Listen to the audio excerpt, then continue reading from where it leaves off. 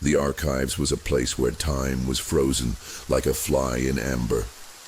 Dust covered everything, the boxes, the files, the shelves, in a thick gray blanket that muffled footsteps and breath. The air smelled of old paper and ink and something else, elusive, like the whispers of forgotten years. The overhead lights flickered dimly, casting long shadows that stretched across the floor like the fingers of the past clinging to the living. Frank Mallory stood at the entrance, his rough fingers playing with the frayed hem of his leather jacket. He had not set foot in this building for 10 years, not since he had retired from the streets and the screams and the smell of gunpowder. But today he was drawn here the way a magnet draws iron. He wanted to find his old cases, to write them down on paper, a memoir, the way ex-cops do when life gets too quiet. But the archive didn't seem to be willing to share its memories so easily. He stepped forward, his boots creaking on the worn linoleum, the sound echoing off the walls. Frank walked along the shelves, squinting at the faded numbers. He wanted box 9598, his golden years, when he had been a hunter and not just a cog in a machine. He found it on the bottom shelf, dusty, heavy, as if the inside contained concrete, slabs rather than documents. He crouched, brushed the dirt off the lid, and opened it. The folders were lined up in neat rows, his handwriting neat and confident on the spines. Hanson Case, 1996. Main Street Robbery, 1997. A faint smile twitched at the corners of his lips, remembering those days, sharp as a blade. But then his gaze fell on a folder lying separately, slightly crumpled, as if it did not belong to him. The caption read, John Doe, 1995. Frank frowned. John Doe. The name evoked nothing in his memory. No face, no detail, no shadow of the past. Emptiness. He pulled out the folder, its edges crumbling under his fingers, but the contents looked real. Photographs, reports, forms with stamps. He opened it and froze. The first thing he saw was a crime scene photo. An alley. Night. The body of a man in his 40s, sprawled on the pavement. His eyes were open and empty, a dark spot on his chest, a knife wound. Blood was spread out around him, pitch black in the light of the street lamp. Frank peered at it, straining his memory, but his head was as quiet as a dead house. He turned the page. Arrest report. John Doe, homeless, caught red-handed, knife in hand, fingerprints, witnesses. It was all clear as a textbook, and at the bottom, his signature. Frank Mallory, detective. His hand, his ink. But he didn't remember. Not a damn thing. He sat down on the floor, leaning against the cold metal of the bookcase, and began to leaf through the pages.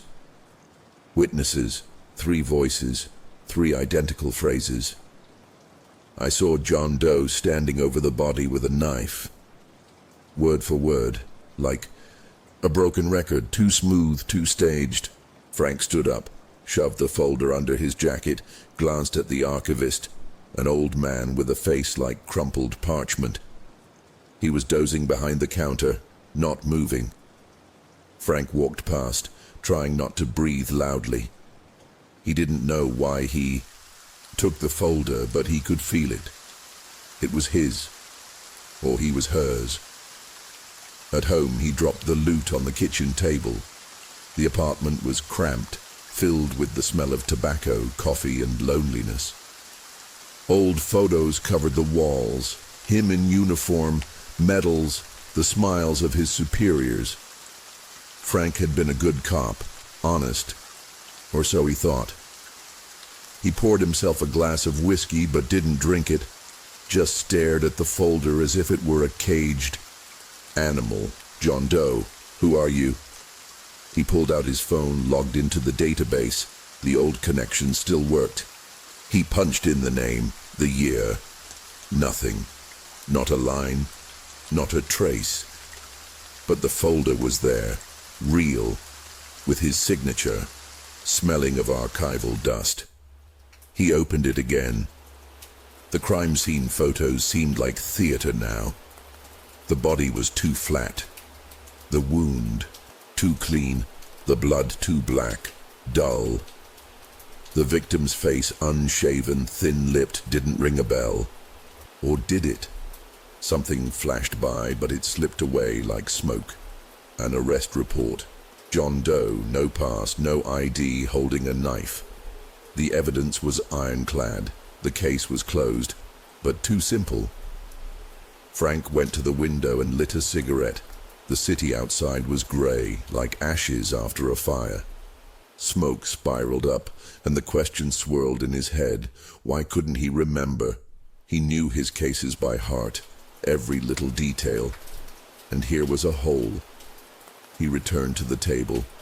The interrogation report. John Doe was silent, staring at the wall, not asking for a lawyer, not saying a word. The court gave him life, period. But where was he now? Frank checked the database again. Empty. The whiskey burned his throat, but not his soul. The case stank of forgery. Why? To cover for someone, to fulfill a plan. In the 90s this happened, he saw it. But for him to be in this, no, he would remember. Or would he? The folder went into a drawer. He lay down, but sleep would not come. Shadows crawled across the ceiling, like thoughts that would not leave him alone. In the morning he called Mike, his old partner. He muttered sleepily, "Frank, what's wrong? It's 8 in the morning." "Mike, the John Doe case, 95, remember?" Silence hung like fog. "I don't know him, man. Are you writing memoirs or something?" "Yeah, I think so." "Well, good luck." And the connection was lost. Frank looked at the phone, feeling the cold squeeze his chest. Mike was lying, or was afraid. He returned to the archive. The old archivist met him with a look as sharp as a needle. "Did you take anything yesterday?" "No, I was just looking." The lie was easy, but the old man did not believe it, although he kept silent. Box 9598 was still there, but empty. Someone had removed everything. Frank came out, his heart pounding. He was being followed, or the case. In the car, an old Ford that creaked like his joints. He decided to go to that alley. The city had changed, but not completely. He turned onto a narrow street and froze. Instead of an alley, there was a coffee shop, glass, with neon and laughter inside. Frank went in, ordered a coffee, sat by the window. The body in the photo would have been where the table with flowers now stood. He closed his eyes, but the memory was silent. The coffee went cold in his hands. He knew this case would not let go. It had already grown into him, like rust into metal, and he would find the truth, even if it broke him. The dining room table, once a place for family dinners, had been transformed into a workspace. The case file lay open on a page of crime scene photographs. The black and white images seemed alien, like stills from an old movie no one had seen. A man's body lay in an alley, arms outstretched, face turned skyward. A dark bloodstain lay on his chest, and a knife lay nearby. The wound seemed unnaturally neat, as if the scene had been staged. The autopsy report listed the cause of death as a stab wound to the heart. Nothing out of the ordinary, but the case didn't trigger any memories. Trying to remember 1995 was futile. It had been a tough year for the department. A corruption scandal had rocked the agency, sending several Officers, including the chief of police, to their deaths or jail. Only a few had come out clean, and it seemed he was one of them. But doubts began to creep in as he looked at the file. The smoke from his cigarette curled by the window like a fog obscuring the truth. There were answers to be found, but the starting point was unclear.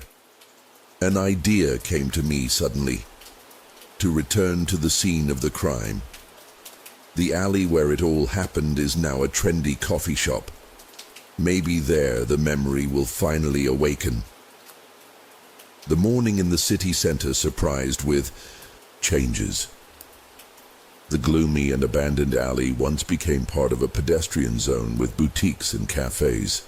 The coffee shop Black Cat occupied the very place where the body lay.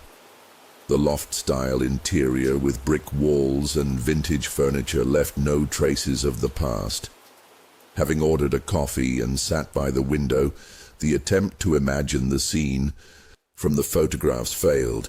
Instead of blood and a body, the laughter of young people and the noise of a coffee machine, the photograph from the pocket lay on the table. Comparing the photo with the surroundings showed how everything had changed. The alley was built up. The landmark trees had disappeared. A feeling of being lost came over me, as if they were looking for a ghost among the living. A detail in the photo caught my attention. Behind the body, a wall with graffiti was visible, a symbol similar to a stylized letter M.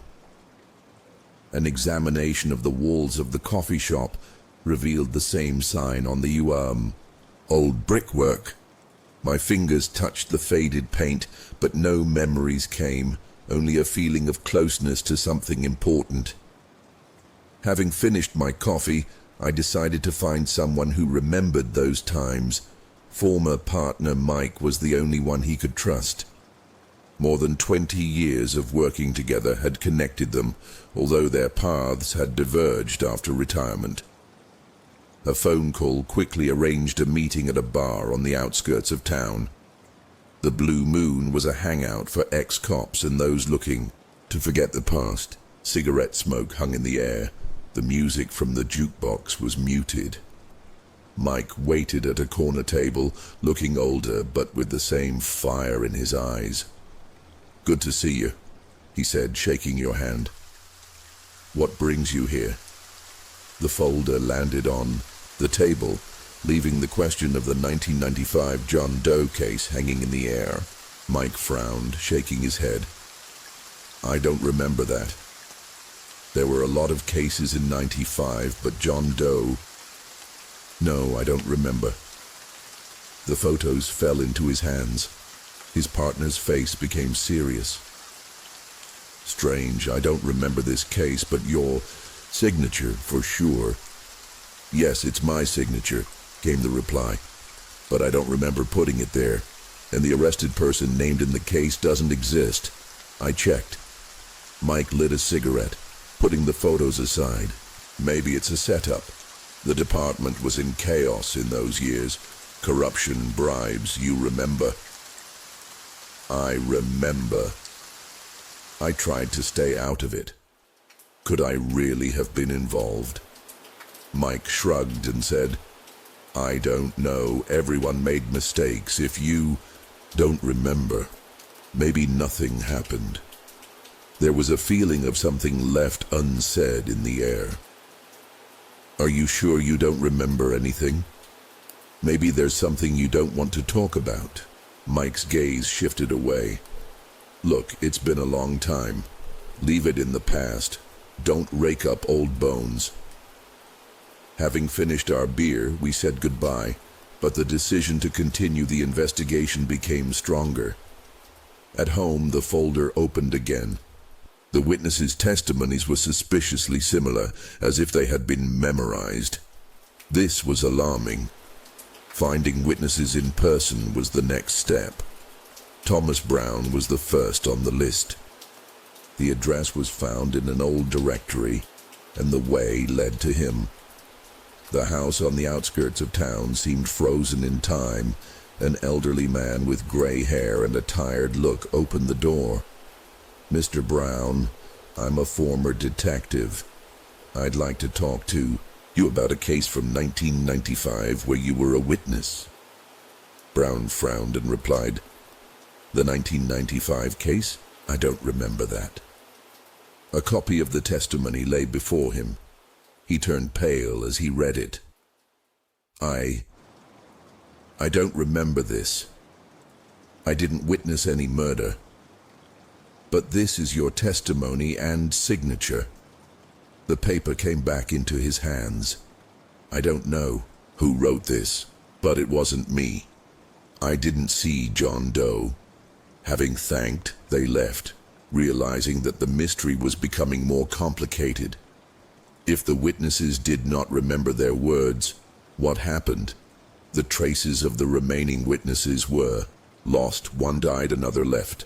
It was necessary to dig deeper in the archives of the court or the prosecutor's office. Before that, the idea arose to examine the crime scene once more. In the evening, the Black Cat coffee shop greeted me with the usual noise. Permission to go down to the basement was received from the owner, a guy with a piercing who shrugged his shoulders indifferently.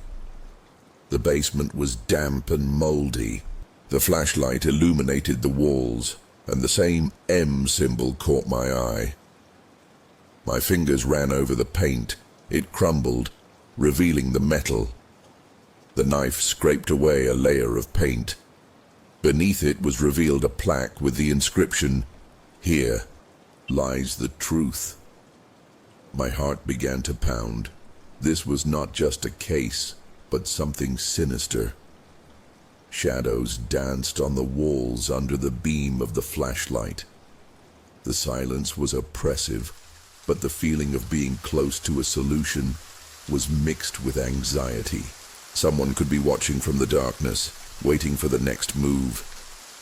The basement of the Black Cat coffee shop left behind more questions than answers.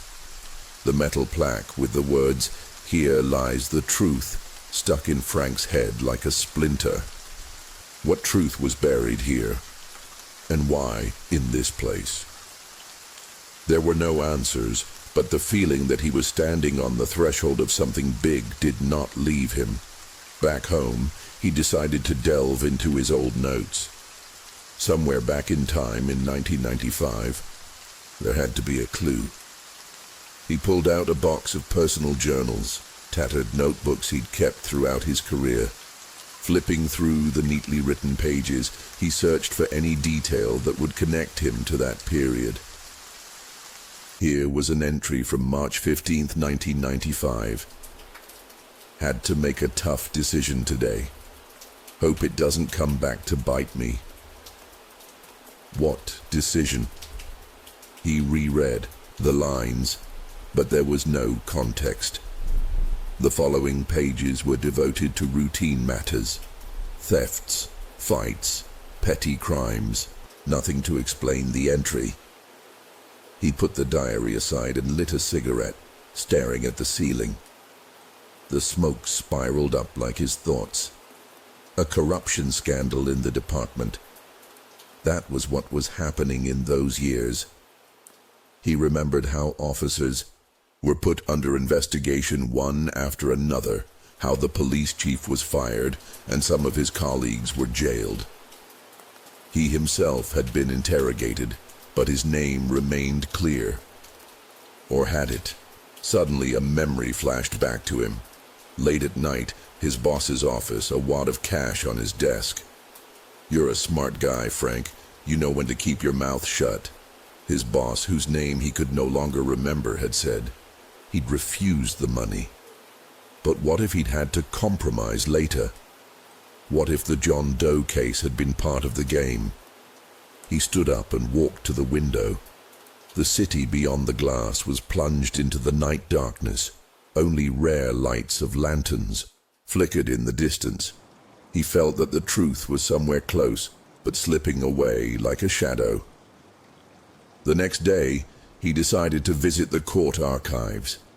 If the case had been officially closed, there would be documents there. He went to the courthouse, which, like many institutions, bore the marks of time. Peeling paint, creaking floors, the smell of old paper. The archivist, an elderly woman with grey hair pulled back into a tight bun, greeted him with suspicion. "What do you want?" she asked, her eyes still on the monitor. "I need to look at a file from 1995, the John Doe file," he replied, trying to sound confident. She frowned. "John Doe? We have a lot of cases like that. Check.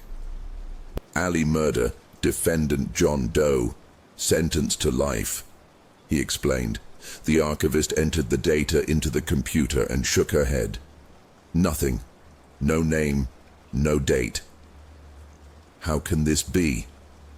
"I saw the file in the police archive," he objected. "Maybe the file was destroyed or classified," the woman shrugged. "It happens." He left the building, feeling irritation mixed with despair. Someone had carefully erased all traces of this affair. But why? That evening he decided to visit his former captain, John Harris. He lived in a nursing home on the outskirts of town. Harris was the man who knew everything about everyone in the department. If anyone could shed light on this case, it was him. Though, nursing home was a quiet place, with a well-kept garden and white benches. Harris sat in a chair by the window reading a newspaper. He had aged, but his eyes still sparkled with intelligence and cunning. "Frank, old man, good to see you," Harris said, putting down his paper. "What brings you to see me?" "I'm digging into an old case, John. A John Doe case from 1995. Do you remember him?" Harris frowned. "John Doe? There were a lot of cases in 95. Remind me of the details." "Murder in an alley, homeless defendant sentenced to life." "But I don't remember the case, although my signature is on the documents." Harris thought, rubbing his chin. "Yeah, I vaguely remember.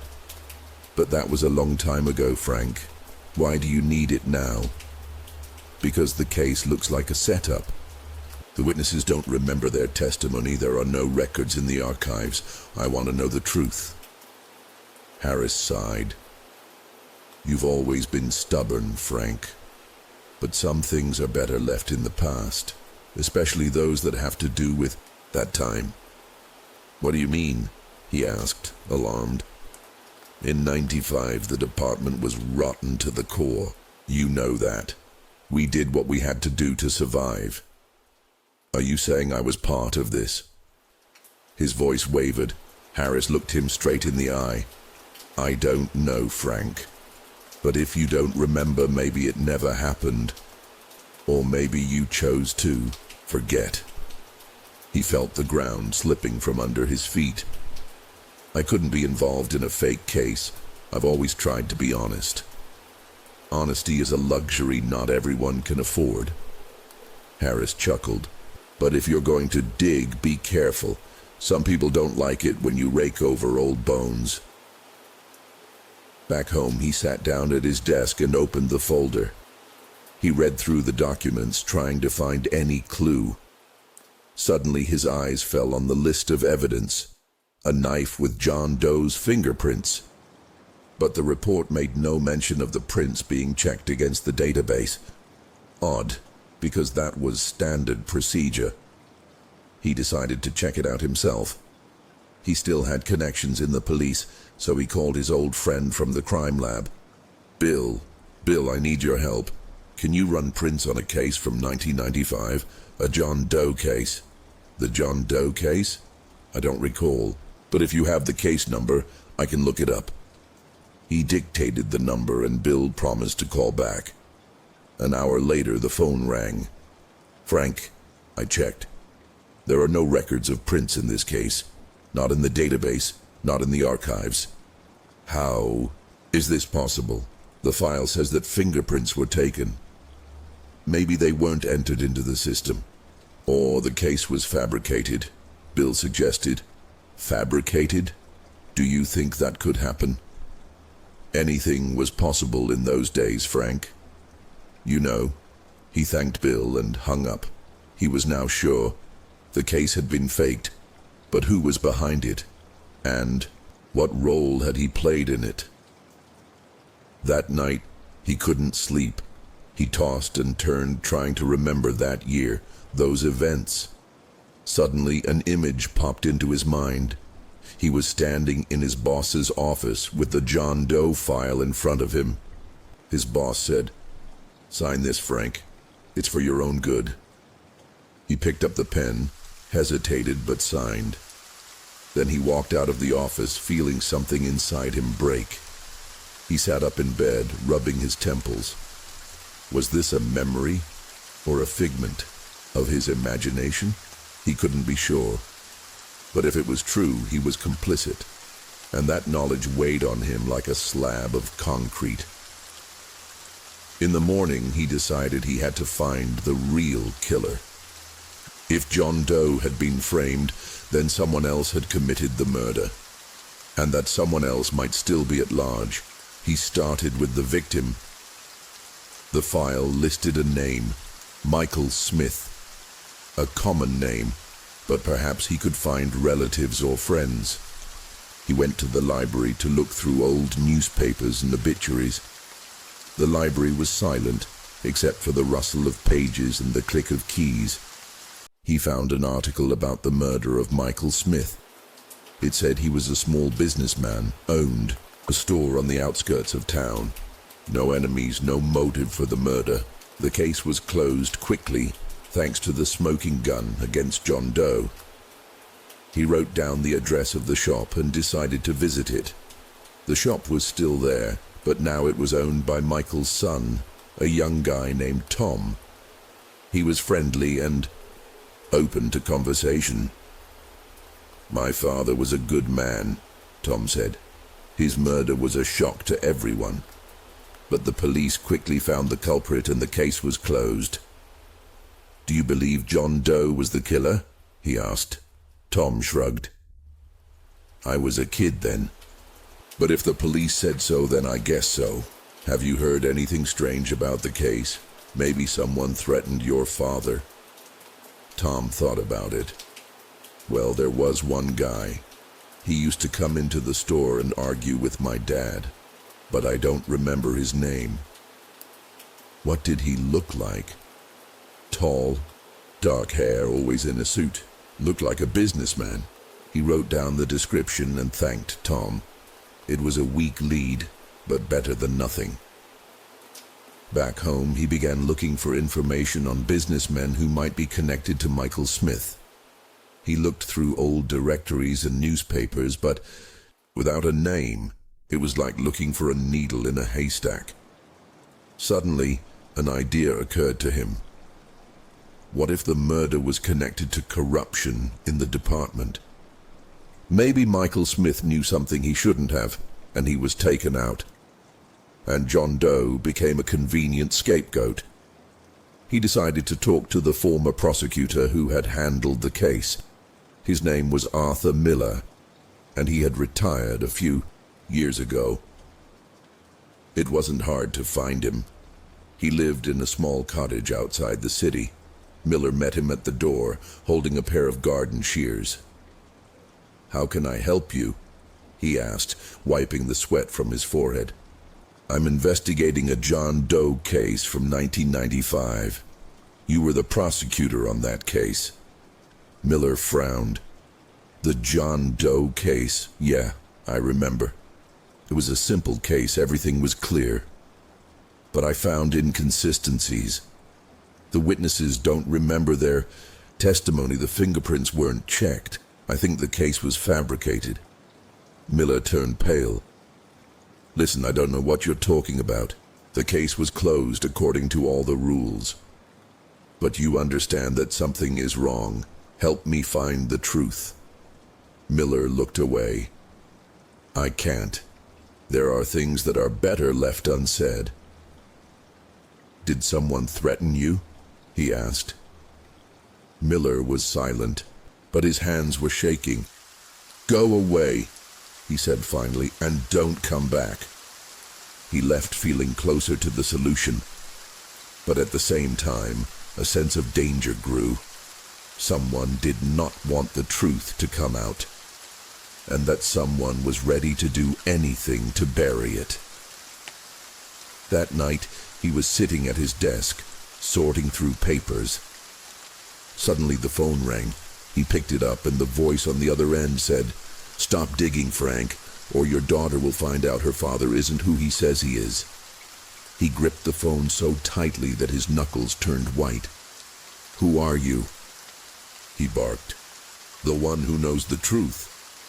The voice replied, and the connection was cut off. He sat there staring at the phone. The threat was real. His daughter Anna lived in another state, and he didn't want his past to affect her. But he couldn't stop. Not when he was so close. He stood up and walked to the window. The city at night seemed alien, full of shadows and secrets. He knew he had to make a choice, truth or safety. But he had already made his choice when he began this investigation, and there was no turning back. The road stretched on forever, the night highway glittering under the headlights. The smell of coffee and old paper hung in the car. The box with evidence lay on the passenger seat. The decision was made. To hand everything over to the journalist, the same one who had received the anonymous letter a month ago. The editorial office was in the city center, in an old building with peeling paint. The lights in the windows were on even at this hour. The night owls were not sleeping.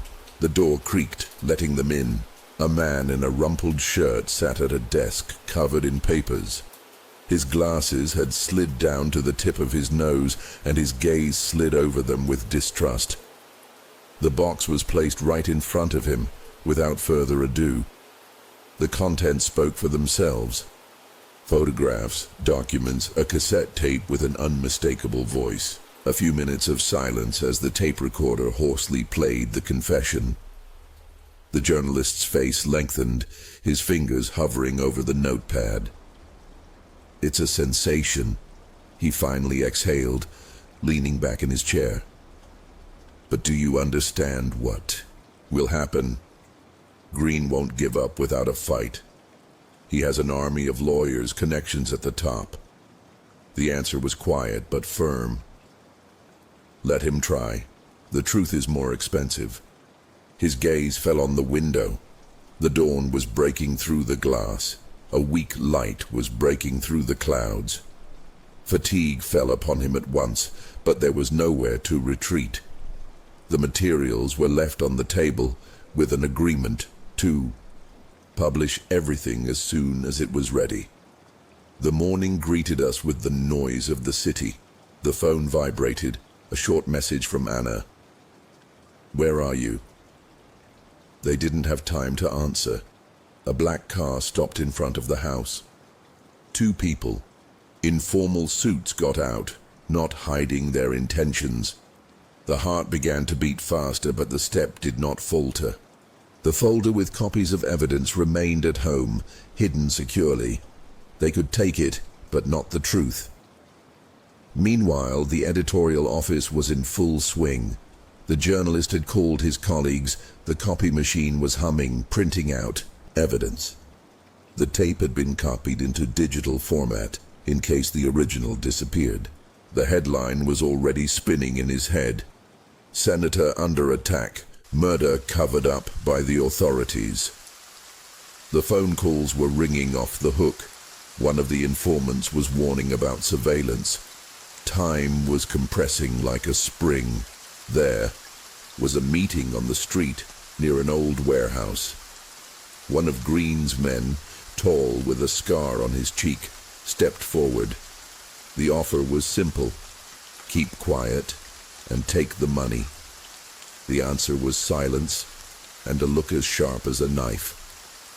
The money remained lying on the ground, and the footsteps retreated towards the city. The choice had been made, and there was no turning back. Dawn had fully come into its own. In the room where it all began, a man stood by the window with a cup of coffee. An empty folder lay on the table, but the weight of the past had not gone away. Sirens were blaring somewhere in the distance. The news was already spreading like ripples on water. The truth had come out, and now all that was left was to wait for the consequences. You could live with it. You had to. The city was waking up, slowly, as if reluctantly crawling out from under a gray blanket of fog. May 2025 was pouring into the streets like a cold rain that pounded the rooftops and sidewalks, muffling the footsteps of the few passers-by. A house on the outskirts, old and with cracked paint, stood in silence, as if cut off from the world. Inside, at a kitchen table littered with empty coffee cups and cigarette butts, sat a man whose wrinkles held more stories than his diaries. The John Doe file, now empty, lay nearby like a tombstone of the past. Everything in it had gone out into the world, into the hands of a journalist, into the headlines, into the airwaves. But the peace they were waiting for did not come. The rain painted patterns on the glass, and memory painted faces. Michael Smith, whose body was found in an alley. John Doe, the homeless man whose name became a smokescreen for someone else's guilt. Richard Green, the senator's son whose drunken rage ended his life. And Harris, whose words still rang in his ears, "You were no saint, Mallory." The truth had come out, but the weight remained, like ashes on the tongue. The story, published 2 days ago, had rocked the city. The headlines screamed from the front pages. Scandal at the top, murder hidden by power. Reporters besieged Green's home. Cameras caught his face, twisted with anger and fear. But behind the noise was another truth, about those who remained silent, who signed, who looked the other way. The phone was silent. Anna had not called, and that was worse than any threat. Her last message, a short, "Where are you?" had gone unanswered. The decision to protect her from the past had turned into a wall of silence. Her fingers tightened around the cup, and cold coffee splashed onto the table. The memories of 1995, once blurry, were now as sharp as broken glass. That evening in the office, the wad of cash, the voice promising safety to the family. The signature, written with a trembling hand, was not just ink on paper. It was a pact with her conscience. Then it seemed that the choice was justified. Now it burned like a brand. The morning brought another call. The journalist's voice, hoarse from lack of sleep, broke through the noise of the rain. "They started digging, Frank. Green is under investigation, but he's dragging everyone along with him. He named names. Yours too." Silence hung like a curtain before the finale. The answer was short. "Let him do what he wants. I'm ready." The receiver lay on the table, and his gaze fell on the empty folder. "Ready?" The question hung in the air, like smoke from another cigarette smoldering in an ashtray. The day passed in anticipation. The television hummed in the living room, showing news reports. Protests outside the courthouse, the faces of politicians whose careers were collapsing like houses of cards. John Doe had become a symbol, but no one knew who he really was. A homeless man whose life was worth nothing to those who wrote the laws. His face, vague and featureless, flickered in memory, then slipped away like a shadow in the fog. Maybe he was just a pawn. Maybe a hero who took the blow for others. The truth died with him, leaving only questions. By evening the rain had died down, but the clouds remained heavy as thoughts. The solution came on its own, without a fight. The box of evidence hidden in the basement was dismantled. The photographs, the copies of the documents, the tape, everything was placed in the fireplace. The flames flared up, devouring the paper, and the smell of burnt truth filled the room. This was not an escape. This was forgiveness, not for Green, not for Harris, but for himself. Living with the truth turned out to be harder than searching for it. Night fell on the city like a shroud. The streets were silent. The lanterns flickered, as if tired of shining. In a house on the outskirts, the light was on in only one room. A man sat by the window, looking at the stars that were breaking through the clouds. For the first time in months, sleep came easily, without nightmares. The past did not disappear, but it became quieter, like an echo dissolving into emptiness. The city slept, covered by rain and secrets. Somewhere in the editorial office, the EI light was on. Somewhere in court, new cases were being prepared. The truth that came out changed everything, but did not heal. It only gave a chance to start anew. And that was its price.